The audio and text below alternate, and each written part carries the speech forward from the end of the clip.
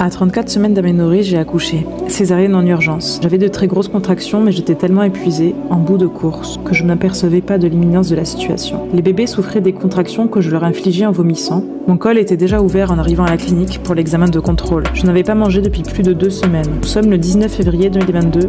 J'ai accouché trop tôt. Je les attendais pour le 9 avril 2022. Encore un échec. Je n'ai pas été capable d'avoir une grossesse heureuse et en plus, j'accouche trop tôt.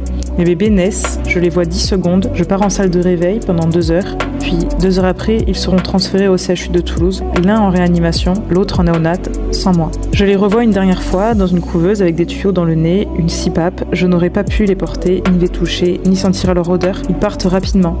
L'un d'eux était en détresse respiratoire. Ce n'est que 24 heures après leur naissance qu'ils seront à nouveau transférés dans une autre clinique. Il y a de la place pour eux deux en néonat, il y a cette fois-ci une place pour moi. Je vais également être transférée en ambulance dans cette autre clinique. 24 heures après, je les retrouve. Je suis seule dans ma chambre, je traverse le couloir en fauteuil roulant pour les voir en néonat. Nous passerons 3 semaines là-bas, alors que nous venions initialement pour un simple contrôle. Ma césarienne me fait mal.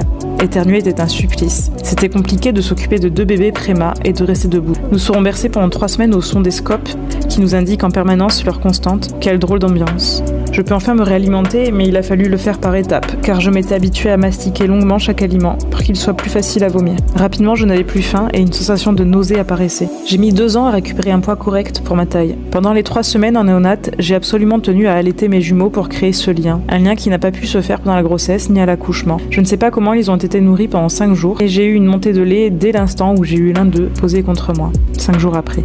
Malgré les sondes gastriques et le fait que je sois obligée de tirer à l'été, j'ai fait quelques mises au sein réussies. Je n'arrêtais pas de pleurer, je n'arrivais pas à en parler. Une psychiatre est passée 2 semaines après mon accouchement. Elle ne connaissait pas l'hyperémèse gravidique et a essayé de psychiatriser la pathologie. Mais il y avait aussi la prématurité, la peur de voir ses bébés mourir à la naissance, la gémellité, la séparation, la césarienne en urgence, une situation qui avait l'air de la dépasser tant ma détresse était immense. Elle m'a conseillé d'aller voir une psychologue en sortant de la clinique. Mais comment faire sans aide avec 2 bébés prématurés à allaiter toutes les 2 heures quand on a en plus 45 minutes de voiture pour s'y rendre? Je remercie cette sage-femme qui a su trouver des mots réconfortants lors de mon séjour. Je remercie la psychologue de l'association AG-NVG de m'avoir aidé à aller mieux. Je remercie enfin l'association AG-NVG pour son soutien.